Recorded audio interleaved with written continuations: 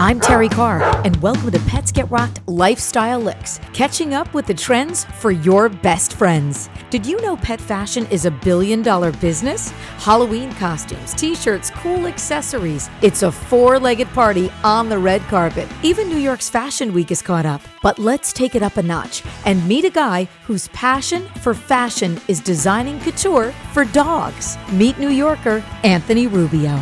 So the coolest thing about Pets Get Rocked is we get to talk to so many people who are doing such amazing things and such unique things. My favorite guy in the pet fashion business, well, he transcends pet fashion, is Anthony Rubio, Master Pet Couturier.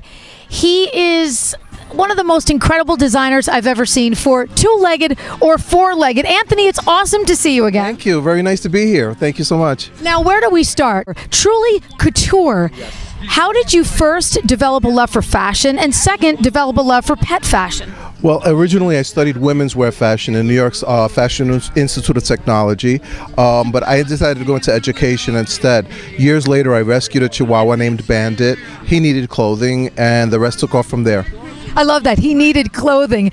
Now, how did you get so involved with the couture end of it? Because Anthony's designs are not doggy t-shirts or doggy hats. It's a whole different vibe. If we can get a little close-up here of Kimba, you can see, I mean, it's absolutely extraordinary. Now, this collection, Anthony, that Kimba is sporting would be the...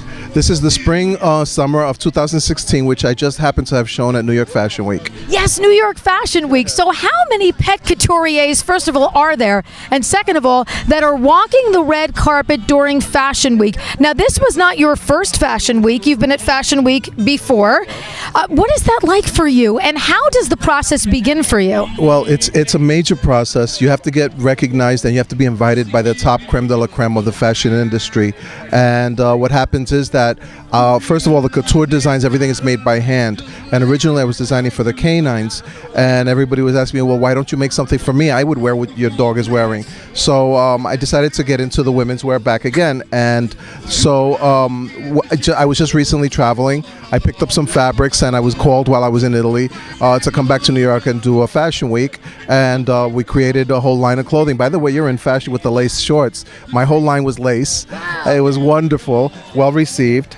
And, you know, it's a big endeavor to get into. It's not something that just anybody can get into. There are a few pet couture designers out there, but it's a big challenge because you're talking about model selection, about getting both human and dogs, and rehearsals, and the exposure that you get in press, and you have to have press kits. It's a big endeavor. Oh my God, and the fabrics, I mean, what you use, we're talking crystals, and the fabrics are the finest fabrics. I mean, it's really quite extraordinary. And you've done so much, too, for homeless animals. You've been honored by the Humane Society.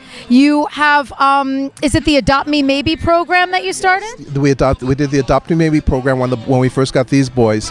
And I also donate 1/3 of the proceeds of everything I design goes to one shelter or another. So I go around making donations to different organizations. Now, your dogs, Bogie and Kimba, are sort of muses for a lot of your designs. A lot of small dogs are featured in the designs. So tell me about Bogie and Kimba. First of all, how did they come to be your babies? And second of all, how did they inspire you as a designer? They're twins, and I fell in love with them, but I couldn't separate them. So I adopted the twins. And at 2 months, they were already photographed by the press. At 4 months, they did the New York Fashion Week, and they've been filmed in documentaries. At 2 years, they came from Europe to do a documentary on them. They've been featured in World's Richest Dogs, and they have a book published with them on the cover, Couture Dogs of New York. So they have their own thing, and they don't even need me anymore. Like, they're rock stars in their own right. Oh, and I saw recently you made a great guest appearance with a fashion show on the new Ice and Coco show, you know, Ice Tea and Coco. And they announced that you're going to be like sort of the official designer for Ice and Coco now for the show. That's really exciting. Yes, I am designing for Maximus and Spartacus, who are father and son bulldogs. And I think that they picked up because I'm also designing for Pat Greenleaf of Talk Stoop. Sure. So she has a bulldog too, right? Bulldog too. So it's starting to take off. And so they contacted me to come and do the show and be on the show for the first episode. And when I arrived, they were like, "Would you like to work with us on full run of the show. But these are the producers. They didn't tell Icy or Coco anything. So I designed tuxedos for the dogs, and I surprised them during the show.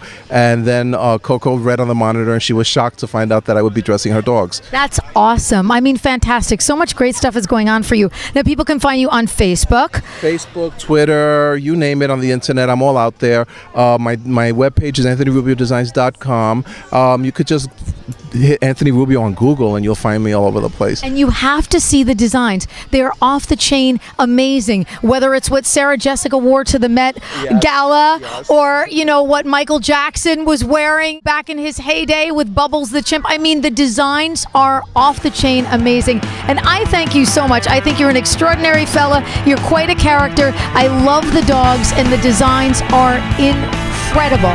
Look at you. Look at you, you rocker. Look at you, you rocker.